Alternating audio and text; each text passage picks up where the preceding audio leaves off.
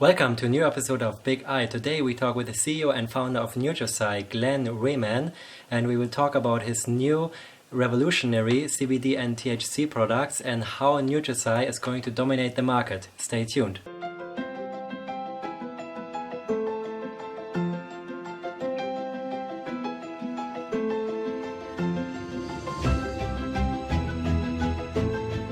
Glenn, what happened that your share price went down from 0.3 Canadian dollars on the 31st of December 2017 to 0.02 Canadian dollars, and why are you so optimistic now?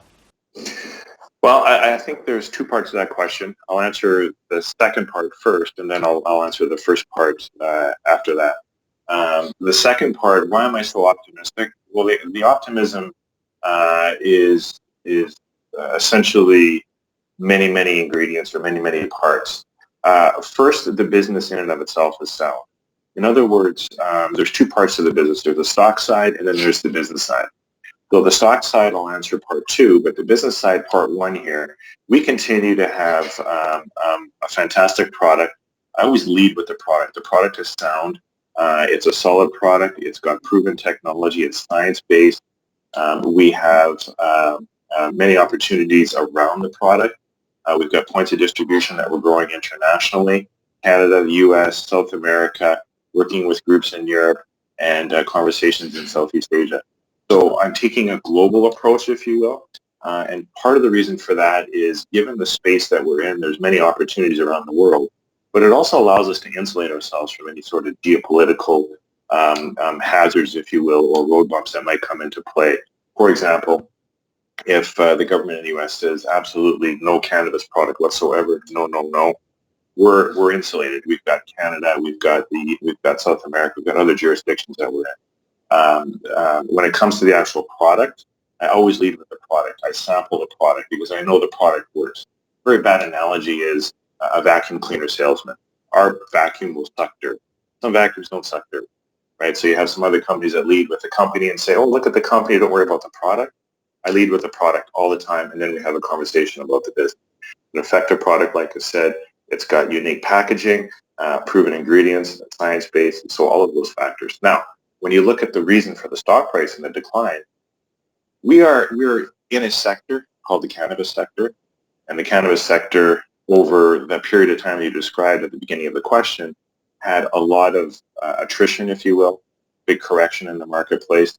The other thing that goes on in Canada as well is some tax loss selling, right? So at the end of the year, you get a lot of tax loss selling, and I think we were just swept up in the wave of the correction, tax loss selling. And that's the reason for it. So when you look at the business as a whole, it's not reflective or indicative of what the stock price is. And I'm not concerned necessarily about the stock price. I'm more concerned about building the business because I do believe that the stock price will follow. And I know that with the opportunities that we have on our plate right now and the stuff that's going to be happening in the next 30 days plus as we go forward, it'll be reflected in the stock price. So that's the reasoning. And aside from that, like I say, I'm extremely optimistic on where we're headed. So. What makes your new CBD and THC products superior to competing products? Well, there's a lot of products, no doubt, on the market. There's a lot of Me Too products on the market. There's a gummy. Well, I have a gummy too, right? You have a gummy, well, me too. So there's a lot of those types of products out there. Our product, though, is unique in the fact that it has a unique form factor. In other words, it's a tablet. It looks very much like this. I don't know if you can see this, but it's very much like this. It tastes great. The ingredients that are inside of the product or inside of the tablets allow it to be fast acting. We have the ability to come up with a specific dosage. In other words, we can do a 2.5 milligram tablet or a 2 milligram tablet. The form factor itself lends itself to a medicinal look and feel. And by that, what I mean is consumers, when they have a headache, used to take a gel cap or used to take a capsule of some sort or a tablet if you have heartburn or things like that. They're not necessarily used to taking a gummy to fix their ailment or to help with their ailment. So when it comes to a medicinal look and feel from a consumer's mindset, we have a product that fits the visual programming that they've got in their minds over the years to come up with a product that's effective. Secondly, we have a competitive advantage over the marketplace because there isn't a product like ours on the shelves right now. There isn't a tablet like ours, right? So what we have essentially is a head start against competition, right? We have a quick dissolve tablet that gets into your bloodstream quickly and effectively. As a result of that, you need less ingredients, less cannabis ingredients, which is a benefit to the suppliers. As I said earlier, we also have specific dosaging. So our product works very much like a sublingual type of a product. You avoid the first pass metabolism. In other words, when you take a gel cap and you swallow it, it gets dissolved in the stomach. Okay, the stomach is not an effective way to distribute ingredients. You lose, depending on what it is, roughly 50% of the effectiveness. Okay, ours is a sublingual absorption, mucous membranes. Okay, so much like they say, if you're having a heart attack, take an aspirin, crush it up, put it under your tongue, gets into the bloodstream more effectively. That's essentially the simplistic version of how our science works. Okay, it gets into your bloodstream more effectively. Therefore, your body processes it more efficiently. Therefore, you need less of the ingredients. Not being assaulted or onslaught of ingredients to essentially get you the dosage that you want. Right. So it's that, and then through our partner relationships, again, we've been able to create opportunities in other ingredients and other products, other SKUs that will help us just own shelf space, whether it be through a licensing deal or branding, co-branding deal or a private label. Our goal is to own the shelf space, own the real estate on the shelf. A singular product is great, but if you can have 4 or 5 or 6 of those products on the shelf, you now own this much space, effectively more of it. Have the new products already been tested by independent laboratories? Yeah, yes. Every time we do a batch, we have it tested. We have it tested for the obvious things like pesticides, but more importantly, we have it tested for exact dosage, repeating the exact dosage. Some of the products out there claim that they have 10 milligrams of something, and they either have 2 milligrams or they have 15 or 20. Right? They're exceeding the level of tolerance either on the low or the high side. Right? We're able to demonstrate that we say there's 2.5 milligrams, we've got 2.5 milligrams. Right? Again, getting back to an Advil or a Tylenol. It's a 100 milligram capsule, it's 100 milligrams. They're not giving you 150 or 72, right? You know that you're getting that, and that's extremely important, right? So that allows us to enter the medicinal space. I'm more inclined to participate in the medicinal space than I am in the recreational side of things. If I was to put it on a scale of 1 to 10, I would say maybe 8.5, 9 out of 10 would be medicinal, and then 1.5 to 1 would be more the recreational space. I think there's a greater opportunity. I think there's a longer standing opportunity in the medicinal side of things than there is necessarily in the recreational side of things. And at the end of the day, we have many opportunities before us that allow us to get into the medicinal side of things. The other important factor too is as we build the company and as we have our opportunities going forward, I'm also thinking of exit strategies or partnership, M&A type of stuff. And with us being a science-based company, I believe that this coming year there's going to be many opportunities, probably the latter half of the year, most certainly, for conversations with other companies that are looking for science-based products. So what we're looking to do is we're looking to build distribution. We have distribution experience with our retail product. We're looking to have a sound product that is tested, scientific, proven. So that's important on the laboratory side of things, per your question. We're also looking to have multiple points of distribution around the world. So that, again, just opens the door for somebody else to say, oh, that's great, we could do this or that. And at the end of the day, it just puts us in a better position. We're not a singular one-off type of scenario for potential partnership or acquisition or whatever might come our way. What is your plan to ensure successful distribution of your new products in the USA? Yes, through our partner and everything that we do are partnership relationships.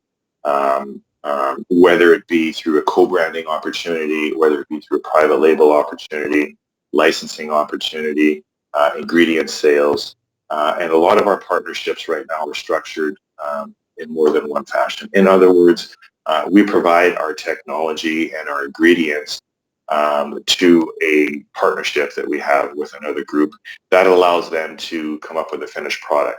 So what we say is, here's our technology, that's a licensing fee. Here's the ingredients to come up with your finished product, that's an ingredient sale, right? And then if we do a co-branding, we have the licensing technology, the ingredient sale, plus we get also a percentage of the sales on the co-branding side of it. or we can just do the licensing and the ingredient sales. So there are many opportunities for us to create revenue streams. The other side of it too is it allows us to reduce our expenditure on things like license application, things like having facilities to do the manufacturing, and having the overhead of leases, having the overhead of employees. So if we can reduce the costs, keep them down by using other people's overhead, if you will, or partnering with people that have overhead expenditures, that's great for us. We can generate revenue on the opportunities with ingredients, licensing, co-branding, private labeling products. We also have the ability to provide them packaging opportunities if they need packaging. We have many relationships in Asia where we get the packaging from. So that allows us to come up with an effective, cost-effective way to provide packaging for a third party as well, should they need the opportunity or the help. Where and when can I buy the new CBD and THC products? So the new CBD, THC, CBD products will be hitting the shelf in California in the next less than 30 days here. It's pretty broad, but it's happening now. You'll see some news coming out over the next, within the next 10 days or less, regarding some good opportunities that we have. And that is coming forward right now. We're going to be in California and Oklahoma to start. California is a bit of a different beast by way of comparison to Oklahoma in that regulatory requirements that go on in California. It's more regulated than Oklahoma would be, right?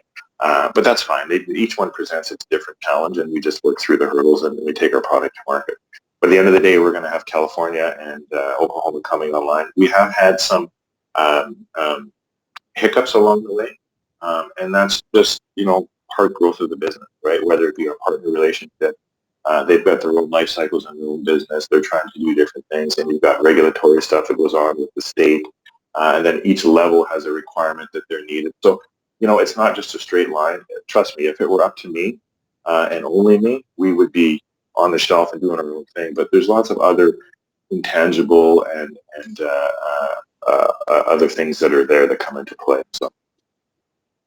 Very cool. And when do you expect to be cash flow positive? This year. We have I've been very cognizant of keeping our burn low. I'm a big believer in partner relationships, contract manufacturing, people that need to have overhead on leases. I'm not into having 100,000 square foot lease with 100,000 people as employees. I do everything almost like a third party type of relationship. That presents challenges, like I say, because things don't move as quickly on that front because you're sometimes waiting for other people to do what they need to do. But at the end of the day, it allows us to have a fixed cash burn of under 40 grand per month. So we're very, very tight. We're very, very lean, maybe even too lean in some spaces. But I think that as some of this stuff comes online, then it becomes more of a maintenance and more of a management as opposed to a focused, concerted effort of always trying to make sure this thing is doing what it's doing. So again, if I'm going to use a bad analogy, I'm going to look and say a plant, right? When you plant a seed, in the soil, it requires a lot of sunlight, a lot of water to start. Once it's growing, then it just requires a little bit of maintenance every once in a while, right? Keep the sunshine on. So that's kind of the process we're at. And we've got the plant, it's growing now. We just have to start to maintain it.